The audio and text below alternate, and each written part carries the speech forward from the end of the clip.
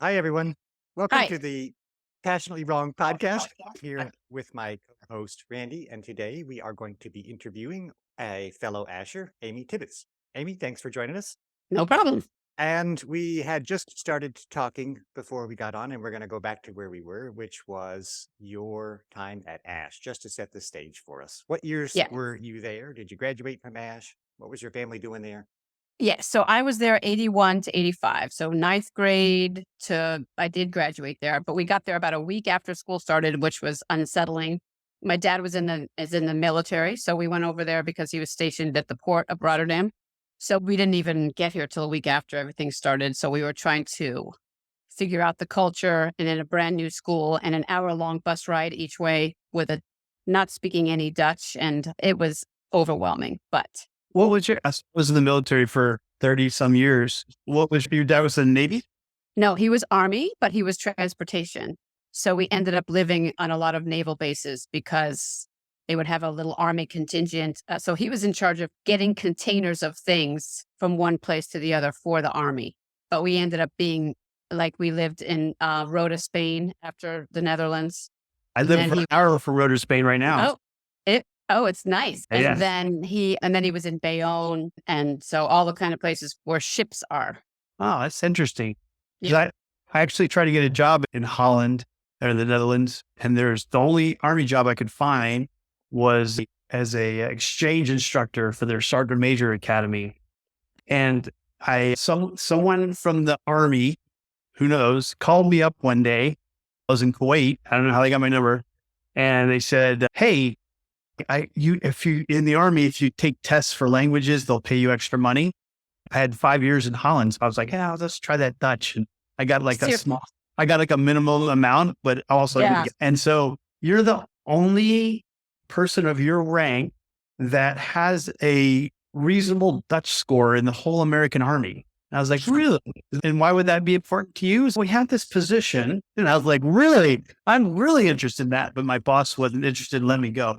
So I think, Oh, yeah. So I ended up going to Italy instead, which was probably Oh. better. rough. But yeah, so that's interesting. Yeah, it was. And it was just, it wasn't a post to live on. It was just a little building that they had. And for a while, they threatened us with sending us to go to school on the Air Force base of Soesterberg, which was like an hour and a half drive on a crappy little American Army or American DOD school. So thank God the Army coughed up the money to pay for us to go to Ash. Some of the teachers that work in, maybe you don't know this, James, but some of the teachers they're obviously not public teachers, they get paid the most out of most of the teachers in the world. The They get- DOD teachers? the DOD teachers, they get paid a lot of money to live on the base and teach DOD. Maybe they're better now. Maybe, but the people would pay for those jobs. People will work there till they die because they're so good. But yeah. They get a housing allowance, they get a pretty good pay. But I don't know about you, but I look back on some of our classes we had at Ash, like DeWitt or English. Like I went to UVA, which is a decent college, and my first big seminar on literature was a textbook we had done in 10th grade with Dr. Good. Felt. Oh, And then also same with Dr. DeWitt, some of the books we did. I'm like, already done that. So I felt pretty good about our Ash education. we've talked about this before. James and I were in Dr. DeWitt's class a couple times together. I was only in the 9th and 10th grade, 8th, 9th, 10th grade. Then I went to London to finish off school.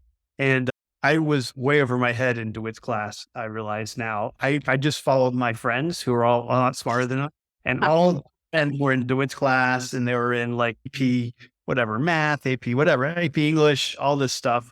And I was not ready for any of it, but I followed my friends. So they helped me excel. And I remember going over to James' house at some obnoxious thing at night because I couldn't figure out, because he always wanted us to do those summary praise yeah. Yeah. Oh, I don't even know the words. And I was like, I don't understand it. I run it twice. And I went over to his house and he's look. And I was like, gee. Anyway, I took the AP European modern, I think it was modern European, or I can't remember. With that, we had to take the AP test. And he used to give us all the samples. That's Mhm. what's great is that I got the choose a letter one really well. But the essays, I chose an essay we didn't practice because I didn't understand a word he said in class. And I was like, this looks like an easy one. I got a 4. when we went back to class, he liked to make a list of all the questions everyone had so they could give it to the next class. And which one did you choose? I forgot what it was, but he's like, why would you choose that? We didn't even cover that. I didn't even talk about that. I was like, and then when I got the 4, he's like hitting himself in the head. You slept through the whole class. You must have absorbed something. It's hard not to absorb. There's a lot of knowledge going around that room all the time. Mhm. Yeah. Mhm. Randy does a good job of pretending to be a dumb guy, but actually he's I think, amazingly good at figuring out how systems work. So I think maybe an observation I have about a lot of people who grew up and spent time in different countries, we by necessity become something of cultural observers. You just have to watch and be a quick study and figure out how things work. And Right. I don't mean that in any bad way. I think it's a real great No, I skill think it's that great. people Yeah. have. And most people don't have it. No, you are in an environment, you take it for granted, and it's not the natural behavior to question how things work and to question why things work and to question, okay, how do I fit into this environment? You wrote a guest post some time back for Clugme about the importance of being open and of listening, and just that Mhm. attitude of saying, I'm going to look at what's going on around me and just Right. ask some questions about what I'm seeing. That's not the default attitude, but I do think it characterizes people who spent some time at Ash or like all 3 of us, but maybe you tell us a little bit also, Amy. I guess you probably moved around a bit before you got to Ash, it sounds like, because of your Yeah. father's job. Is that right? Where else did you live? Yeah. So because Mitmick Transportation is headquartered in Fort Eustis, Virginia. So we were there 3 times, but we also were in Kansas so he could go to the War Commanded General Staff College. We were in San Francisco, which was lovely. And then we were in Holland and then the Netherlands and then New York, Bayonne. Well, we lived in New York City, but he worked in Bayonne. Also forgot we had a stint I was in college, but he had a stint in Carlisle War Barracks for the War College there. Yeah, I've been there. It's not Mhm. fancy either.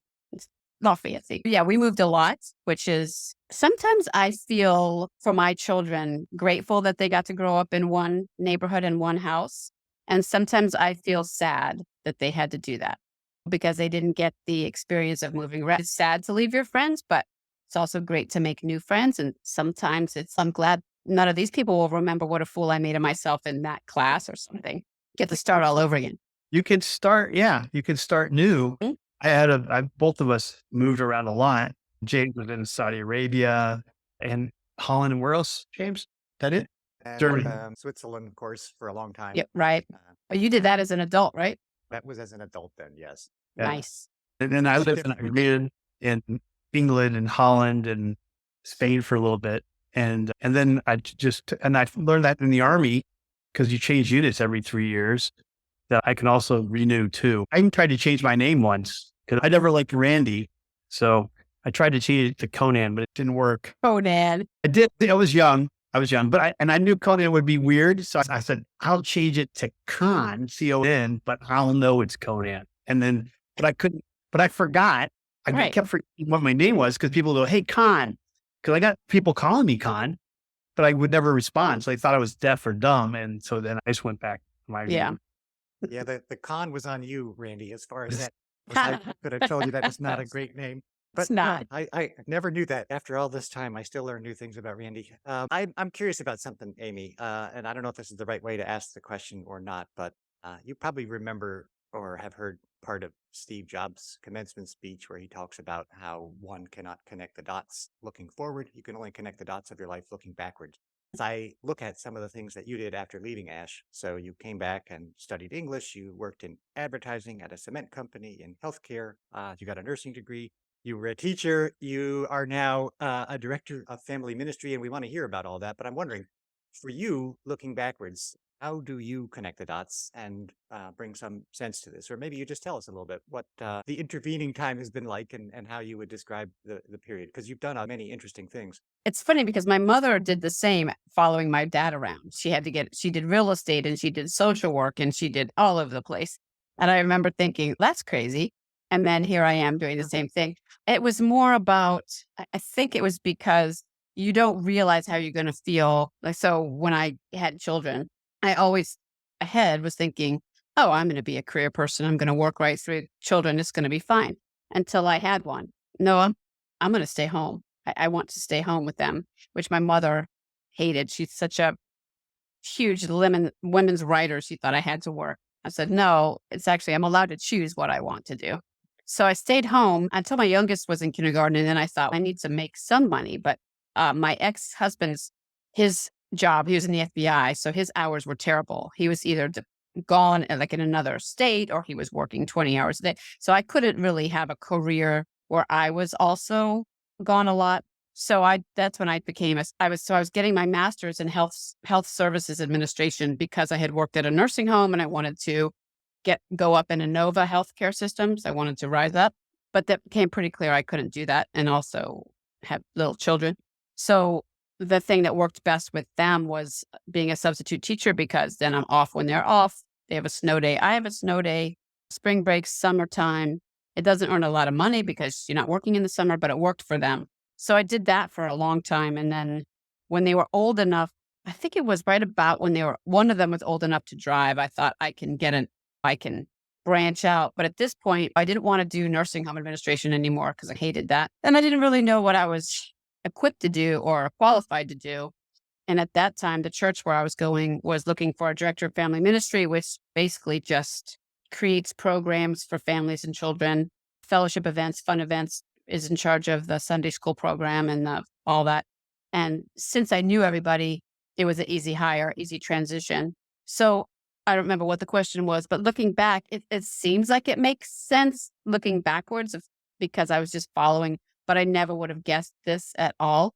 And also when I look back, I think of things I probably should have done instead, like I should have, when I was just out of school, tried to become an editor. I would have loved that because I really love correcting people's grammar and writing. When I'm reading books, it makes me insane. I want to write them a letter. Don't you have a professional to check this? And this something with languages would have been fun, or being an events coordinator, something like that. Things you just don't even realize are available, or I didn't back then. I kind of regret that I didn't have a really good earning career path, but I don't regret the time I got to be with my kids. So if you want to pursue being an editor, which is what I do, I'm a freelance editor. And if you want to pursue something, send me an email. We'll get on a Zoom call and I'll tell you everything I know. I've been doing it for the last 7 years. And that'd be great.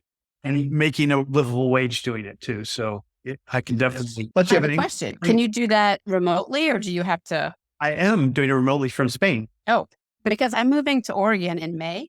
My sister ended up there. We're not from there, but my sister ended up there. My parents moved there. My cousin and my aunt all moved out there. And my oldest is in grad school in New York City. And my youngest is graduating from college this spring and will move wherever she can to get to dance. So there's no sense following them around. So I decided to go to Oregon, but I have no job. I'm just like leaping off the end of the ear, hoping After this, send me an email. We'll get on another Zoom and I'll tell you everything I know. Because I started my business 7 years ago. Definitely I make a decent wage doing it. You got to find your own clients, of course, but I'll tell you everything I know about that. Oh, thanks. Anyone listening, tell someone who's not listening that's connections to come on the Passionately Wrong podcast. It's all about connections, isn't it? So I was hoping Andrew Enskede could get my daughter a part-time job in New York because she's getting her master's in forensic psychology. And she wants to work with law firms, and I'm not 100% sure, but something like you do the witness prep and the jury questioning and all that. And I was hoping Andrew's lawyer friends could find her something, but no luck. I'm just thinking about that. That's fairly specialized, right? Although in the public's eye, lawyers spend all their time in court. And that's true for some lawyers. I'd say 95% of lawyers almost never see the inside of a courtroom. So you're already narrowing the field quite a bit to people who are very specialized in it. And it's not a bad idea. There's definitely something there, but it's going to be a specialty fit. But it's good to keep asking it and raising it and say, hey, anybody who knows something about this, I got somebody who does too.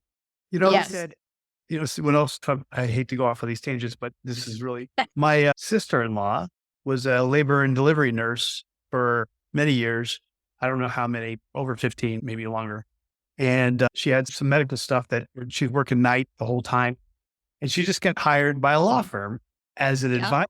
And her and 4 other labor and delivery nurses and other nurses with other expertise, they basically advise the lawyers like, that's not a procedure. Yeah, that shouldn't have happened. Yeah. And so when people are suing people, they talk to these lawyers, and basically she works from home. She analyzes all the medical paperwork and says, nope, that's not the way it works. And then she writes notes, and then they interview with her, and she makes a pretty decent, she makes more than she made nursing, I believe. I So bet. Yeah. Yeah. I keep telling Emma, I'm like, use your contacts. This is how we find good jobs. use a I'll lot do of that. contacts. I would also add that being open to alternative paths, your story, Randy's story, my story, a lot of people's story is similar to what you were just describing, which is I was making choices. They seem to make sense along the way, but your choices are always bound by the circumstances you're in. So, what's going on with my partner, with my family, with the external world? And your daughter might find something that totally suits her and uses her expertise, but is not at all what she was expecting. So, if you have too narrow an idea of how it's going to go, then you're constraining yourself more than you might have to. I did tell her that, and that's not her strength, but I did tell her that because I have another friend who is currently working in the field of forensic psychology, doing something she never ever thought she would do, which is, I think it's something about, she works for different companies and she interviews the potential hires to see if they're good fits. I never knew that was a thing. Yeah, when I started in Switzerland, they still had executives provide handwriting samples so they could send them off to handwriting experts to supposedly figure out something about the person's psychology. Wow. In my, I was in the Green Berets, Sammy. I don't know if you knew that. And we have a psychiatrist that's on staff, a military officer who's a psychiatrist who basically either joined because he's patriot or joined because he wanted to get someone to pay for all his school bills. And he's not getting paid like a psychiatrist in the military for sure. And we became pretty good friends. And he did his time, and then he got out. He got a job with Chat, interviewing potential people to work there that had a lot of credentials or that were like the new innovative guy working for Twitter or working for Facebook or something, and Uh-huh. then getting into their head and finding out what they really want. So he could go back to the HR guys and go, what he really wants to do is he wants to live here. This is the salary, but it's not important to him. He wants to be able to work 3 hours a day, go fishing on his boat and do this. Yeah. So you can finagle what he's not happy where he's at because he's not doing that. How do you give him what he wants? Yeah, that kind of stuff. Like you figure out what people actually are saying instead of what their mouth is saying. I understand OpenAI's board is looking for somebody who can do that right now to figure out what the hell's going on with their CEO. All right. I moved to the US after a long period abroad about 2 years ago Hmm. and was writing about some of that, about our impressions about coming to the US. But for us, the decision process started a little bit earlier, actually quite a few years earlier, when we were trying to figure out where to go. We felt like for good and various reasons, we had an open field. We could go anywhere we wanted. And we ultimately ended up coming to the South, to South Carolina.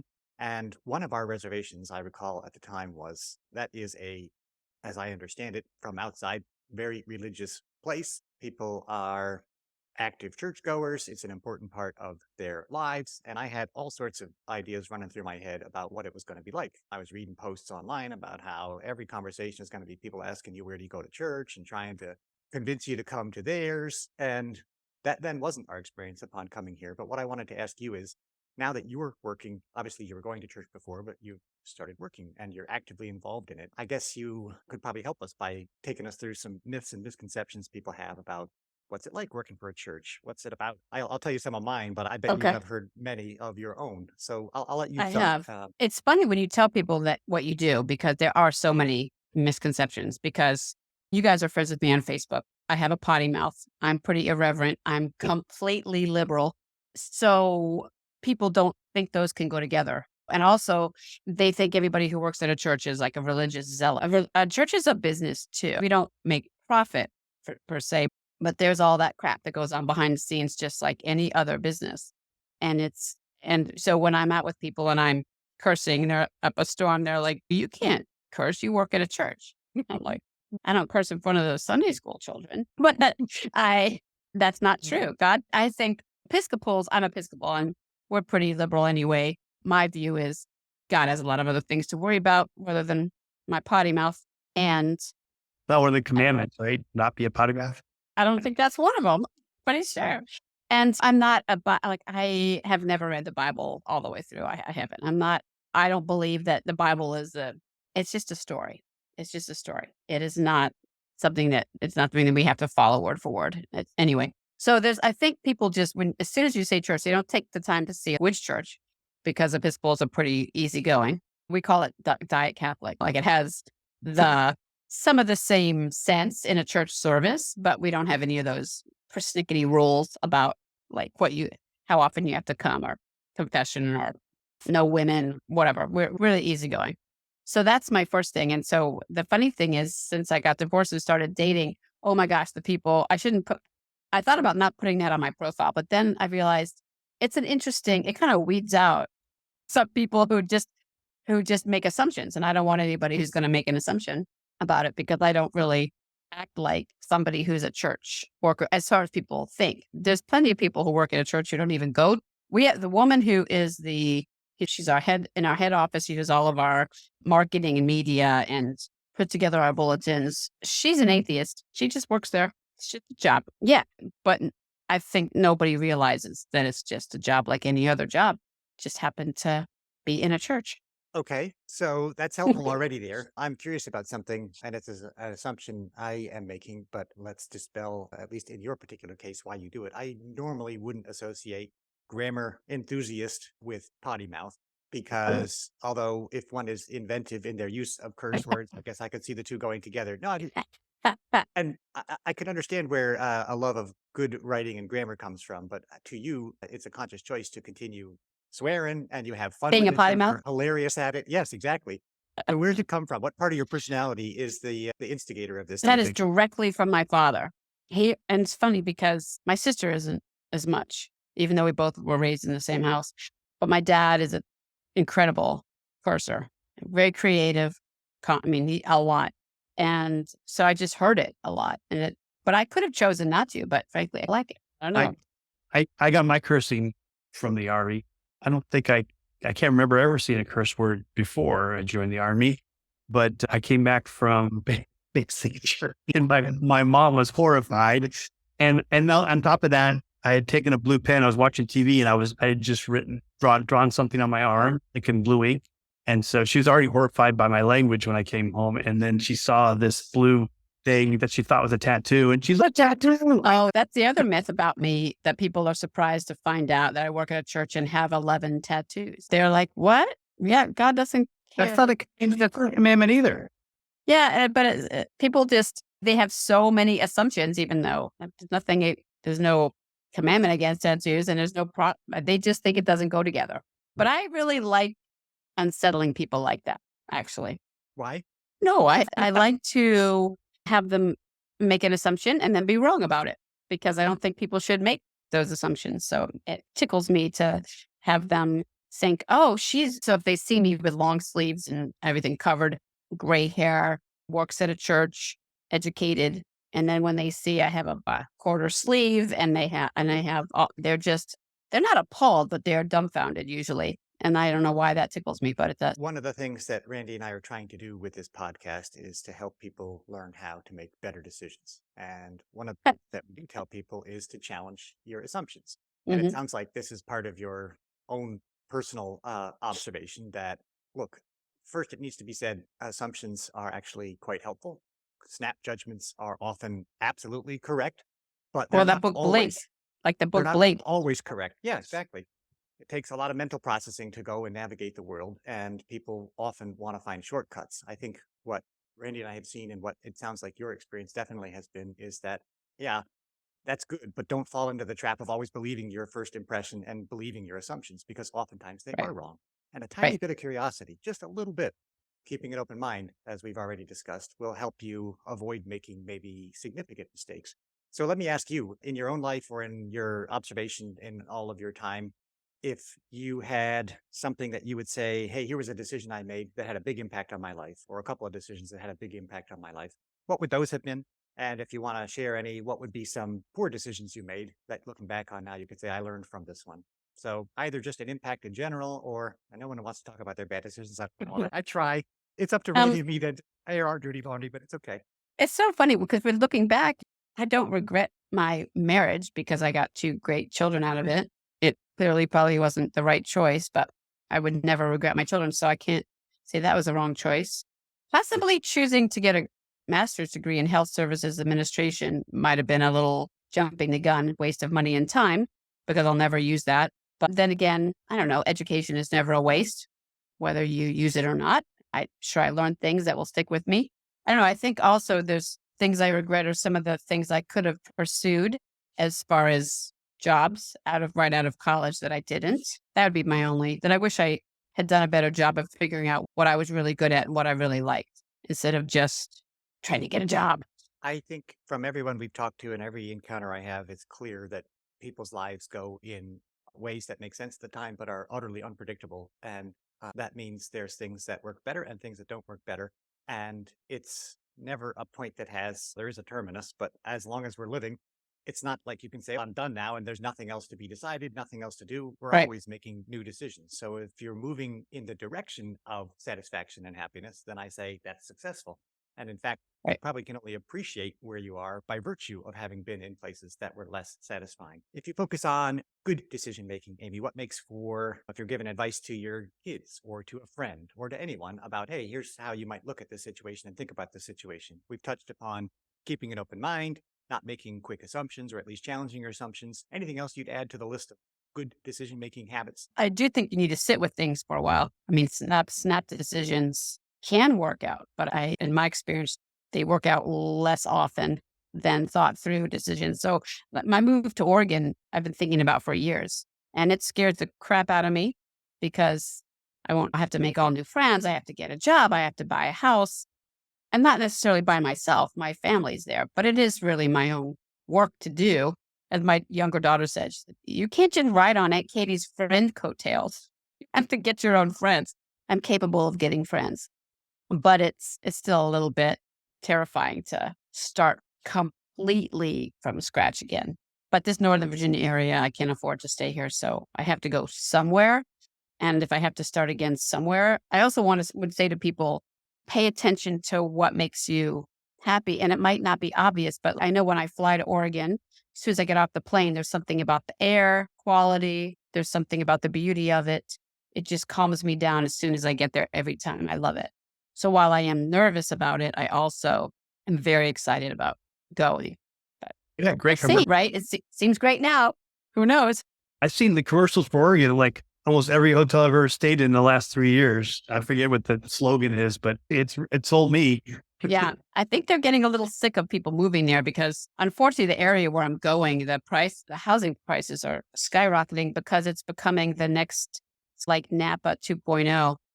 The Willamette Valley is a big wine area, and all the hipsters from California are leaving Napa and going to Oregon where it's affordable, except they are making it less and less affordable by moving. So we'll see. But the wine is good. So don't decide too quickly. Obviously, the length of time you spend on a decision is probably proportionate to how important that decision is to you, but it's actually good True. advice. People hate uncertainty. Businesses hate uncertainty. People hate uncertainty. And so what do? We try to reduce that uncertainty. And oftentimes that leads us to making a quick decision. We'll say, all right, I just got to decide something, which absolutely understandable impulse. But if you want to improve the quality of your decisions, then spending some time with it, not agonizing over it maybe and not overdoing it, but finding that balance between quick decision and no decision. And then I liked your suggestion a lot to pay attention to what makes you happy, which might not be what makes someone else happy. It might not be what is the general path for success. The conventional wisdom might be in your case, it might not be. And you are the only one who's going to know what you really enjoy. And sooner people realize that and start listening to, oh, hey, actually, maybe we need your psychologist after all, Randall, to come and interview all of us and say, actually, this guy wants to spend 3 hours a day fishing and he doesn't want to do this. And sometimes we drown out those little inner voices that are saying, hey, actually, this is what I like to Hmm. do. I think it comes more easily with some age and experience. For sure. That's the other thing is as I get older and I stop coloring my hair and own it, I understand more I don't think they call them the red hat society or the purple hat, those old women who don't give a Yeah, crap yeah. about what anybody else thinks. I get that. I used to laugh at them, of course, but now I think, well, I get that. Like I care less and less what people think about me. And as women get older and get grayer, we get ignored. Like we're invisible. And it's kind of a cool feeling. It's a little sad. But it's also like, I can do whatever I want. Nobody cares what I do. I can just be. I can be silly. I can be crazy. Nobody cares what I'm doing. My grandmother was a member of the Purple Hat Society. Yeah, I get it now. And that is true. As you get older, you get the people who are older that didn't make any sense at the time. Now they make complete sense. Funny how that works. Yeah. I think I'm just rolling with the do what makes you happy and don't rush to decisions. I went through a similar experience that you're going through. I got divorced when I was 50. And it was also the year I got out of the military, which I've been doing for over 30 years as well.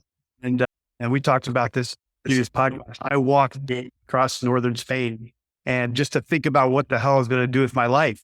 And then two things happened. I met my now wife on walking across Spain, and I got an email, which was basically not a predatory. It was an email to sell me on going to an editing course to become an editor. And I said, you know what? I always wanted to write, and learning how to edit my own stuff would be a good thing. And so I signed up for that course while I was walking there, and I was an editor ever since after I took the course. It's funny how that happened. Life is what happens when you're not paying attention, right? Hey, Biggest things happen. And when you look back, you don't think they're the biggest things, but when you look back, oh, that was profound. And I had no idea at the time. yeah. Yep. So it wouldn't be a podcast with an Ash alumni if we didn't ask some profound questions about their experience there. So one of them is, Yeah. how did you take your frites with mayo, without? Do you remember? Did you eat Yes, I do frites? remember. And it changed over the course of my time there. So I was there 5 years. Actually, we were there till 86. I was only there till 85 because I went to college, but came back summer and Christmas. Started off demanding that these people find ketchup for me, which the ketchup did not taste the same. So that didn't last long. Finally agreeing begrudgingly to eat with the mayo, with the patat met, then really enjoying it. And then cruising on past that to the special, whatever, that barbecue sauce and Um, onions. I Great. can't wait to go back and have that again sometime. Delicious. Messy, but delicious. Very messy. But I never got into what herring. My mother loved that herring that was dredged in salt. Yeah, I didn't like that. But I do miss the smell of fried dough when the Oli Bolin were in season. Fridges, Poffertjes. I love a poffertjes. Who doesn't love a poffertjes? Waffle House. Yeah. But you guys aren't on this, but you could be. Everybody's invited. But every Sunday, and I don't do it every Sunday anymore, but back in the pandemic, one of the graduates from 73 or 75 started a weekly Zoom call, an Ash Zoom call. And Inskin did one too. what? Inskin did one too. And he's on it. He's on that one. He gets on that one sometimes. So every once in a while, younger people, but it's mostly the older Ash people. And I started joining. And the funny thing about Ash is it doesn't matter if you ever overlapped, you have an instant connection and they're instantly your friends, no matter. And so these new, maybe 12 people have become very important in my life, and I never have met them. And there was a reunion here and I met some of them at that. But to me, and maybe that's true of other high schools, but I don't think it's as true as Ash, that these people were there 10 years before I was, but it doesn't matter. We're instantly friends and we instantly have a connection and things to talk about that were important to us. And I love that. From our experience, and we're all biased, but also talking to many people, Ash seems to have left a mark in a way that other educational institutions did not. And it's more than just you were somewhere else, because lots of people were in different countries going to school in different places. We remember teachers, we remember class trips, we remember food. It left a vivid impression. And it's great. And like you said, that instant connection. I've heard so many people say, look, I hadn't seen this person or talked to them in 30 years. And it was like not a week had passed. Actually, for you and me, Right. Randy, we hadn't talked to each other for ages. We were friends in school, but then as one does, you go off and life gets in the way. And 30 years later, I forget, you probably reached out to me and said, what are you doing? And I'm like, oh, we got enough. That's the beauty of Facebook. I have a love-hate relationship with Facebook, but it keeps me in contact with so many people that I wouldn't have the time to reach out to all of them. But now I can see what they're doing and we can comment on each other's lives. And I love that. In fact, for New Year's, I'm going down to Georgia to see my best friend from high school, Jeanette Patient, I don't remember her, and Bonnie, who's a year ahead of us. Bonnie Newman.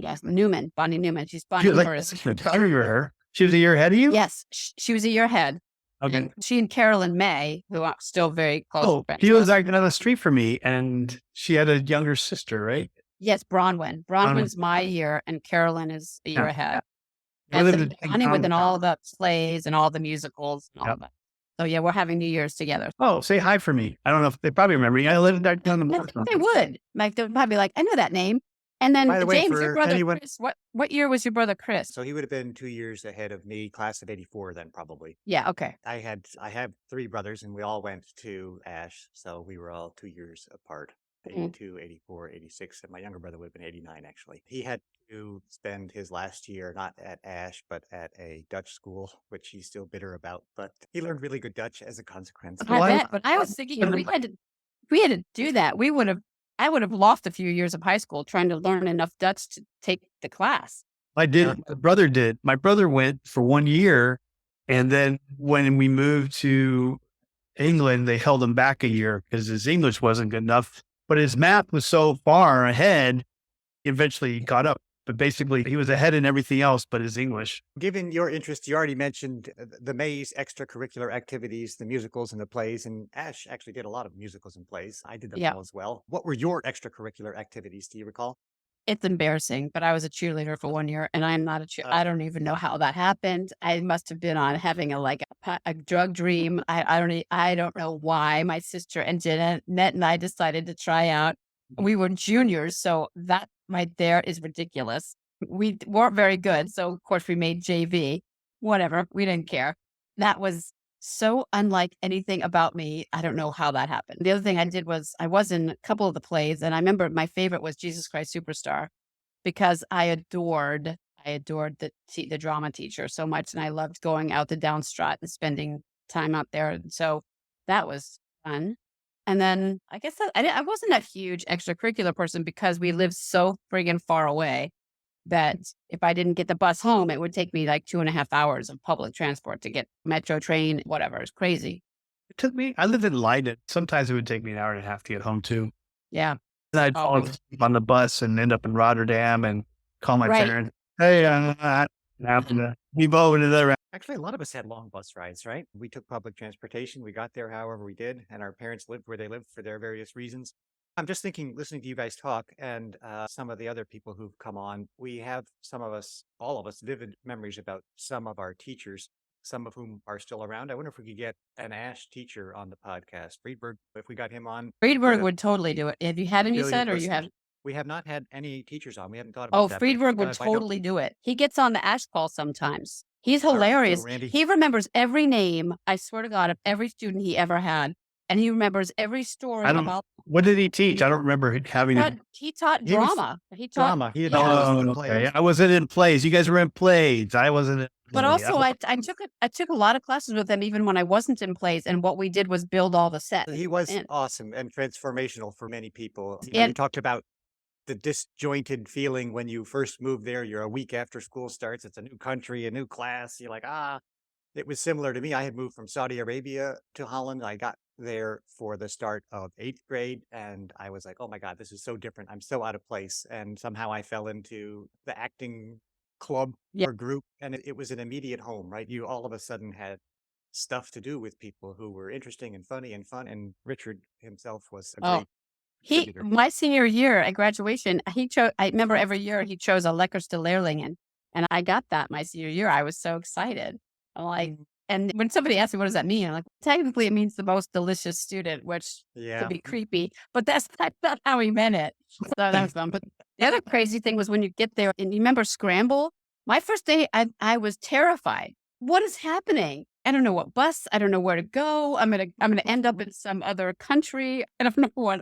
And then the buses we had to take to PE and to Downstrot, and it was insane. Yeah, when we were talking to Bill, he was remembering all the unique things we had. Like we had a wave pool that we would learn to swim in. Yeah, and the bowling alley. Like we went to different places for PE. It was hysterical. And we do our class trip to Paris or London or whatever freaking country that Yeah. was. Crazy. And then hosting, like it wasn't on very many sports, but we would host athletes when they came, and of course MUN. That was fabulous. They can't host. I don't think they do it anymore because they're worried about predators. I think a couple bad incidents or someone brought it to their attention. Now everyone puts cots in the gym. Oh, that's too bad because it was kind of cool. Yeah.